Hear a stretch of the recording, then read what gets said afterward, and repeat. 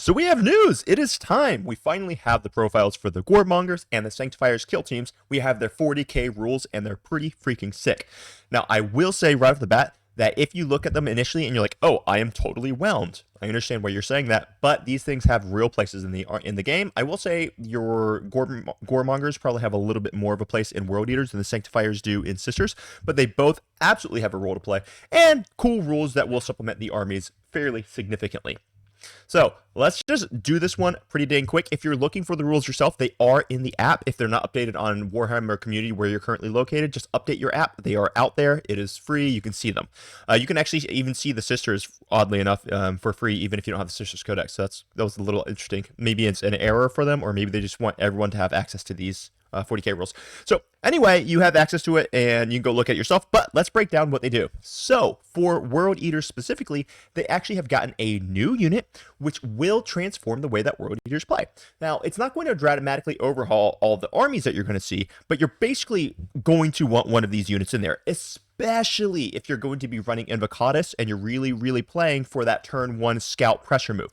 One of the worst things that happens to World Eaters if they're really looking to use their scout moves to get super far up the board turn 1, and your opponent just drops a single infiltrator squad and says, "Nope, you don't get to use any of your scout moves." Well, now, lo and behold, the World Eaters have an infiltration unit of their own that if they get to deploy first, they can drop in front of their army, meaning so that your opponent's infiltration units can't just shut down the main power of your entire army. So there's no, and that's just a really big deal. Not only will it stop them from preventing your turn 1 rush, it can also stop them from preventing your turn 1 protective moves. So sometimes when World Eaters go second, they will have deployed so that they can use their scout moves to get into a more safe cover. So maybe they deploy out in the open, but they want to go forward so that they can be safely staged behind a ruin, even if they go second.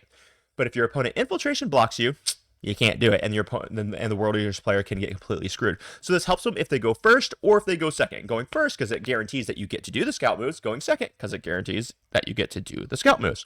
Now these guys have the infiltration keyword. They also get to move a 9 inches, which is very fast. So I mean, they also can be just amazing move blockers of their own set. So let's say the World Eater player is really wanting to move block a big like tank heavy army that has a lot of shooting firepower. Well, I mean, with infiltrate and a 6-inch and a 9-inch base move, these guys can basically just stand in front of an entire army and say you don't get to play turn 1. In addition to that, they have a reactive move as their ability, which is if you end a normal, advance, or fallback maneuver within 6 inches of them, they get to reactive move d6 inches, which realistically probably isn't the biggest deal, but it can cause some headaches for your opponent. So just be aware of that. For 85 points, people are going to say, "Oh, this is useless. Why would I ever take this?" But I would take this in World Eaters over a 5-man unit of Khorne Berserkers any freaking day. It will basically enable your turn 1 play, especially right now in the meta, the way the meta is with how prolific jail lists are. Man, this unit can just completely just take you from a pray that you go first and your opponent can't move block you to I don't care if I go first or second and my opponent's not going to be move blocking me all that effectively because at least I have an infiltrator unit of my own. This is very powerful. The attacks are basically nothing. It's going to be like 3 attacks each, weapon skill 4, strength 3, AP 0, damage 1 with lance. It's basically nothing.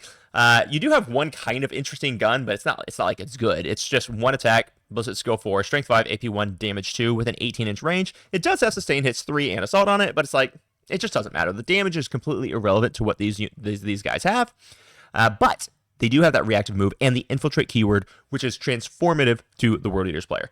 So that's World Eaters. That's what they're doing. If you are a little bit disappointed in their rules, I just don't believe you are thinking about this correctly. This unit's job is not to do crazy damage. That's what the rest of the World Eaters army is to do. This unit's job is not to be super durable. It's not the point. That's not the point.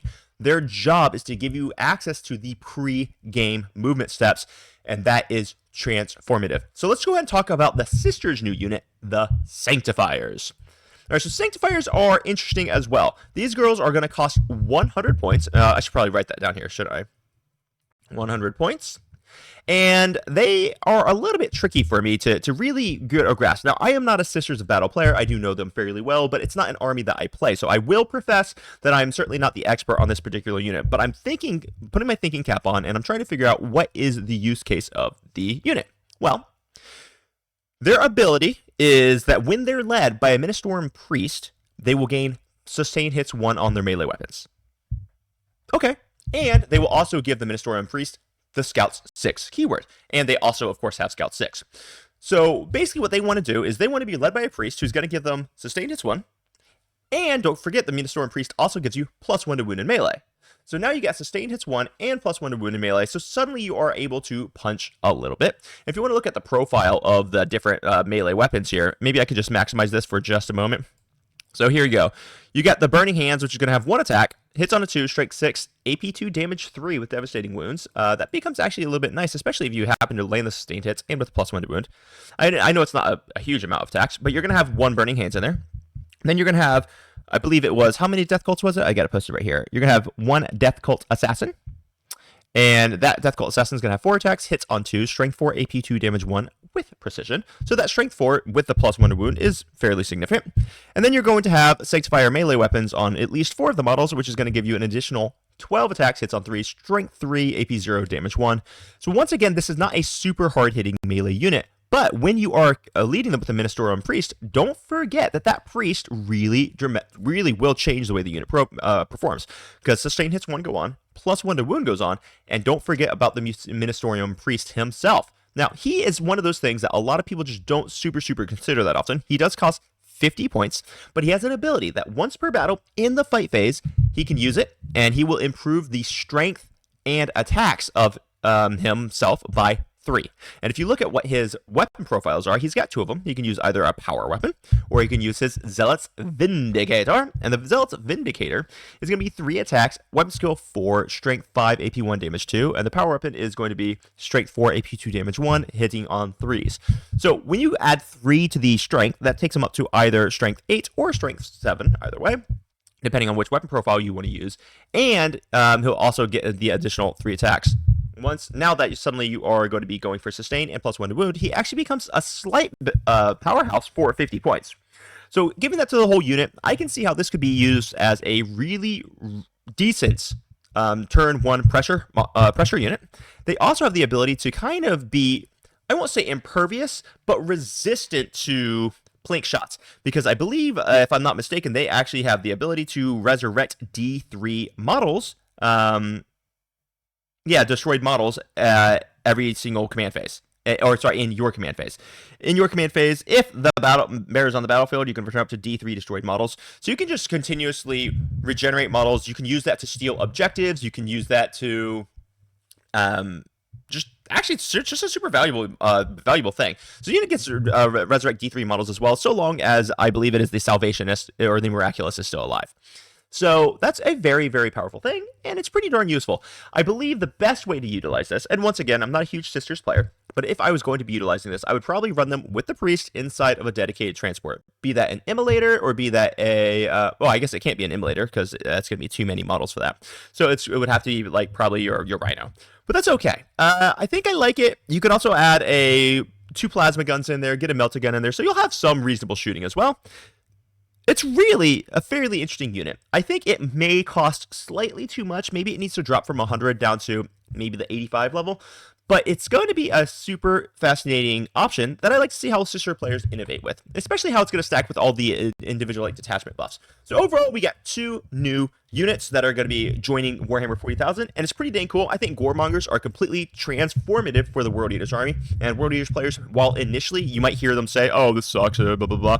Once they think about it a little bit and what it gives them to actually have an infiltration unit, I think they're going to come around and they're going to understand, oh, that's actually really valuable. Because remember, guys, you don't win this game by killing models. You win this game by scoring more points than your opponent.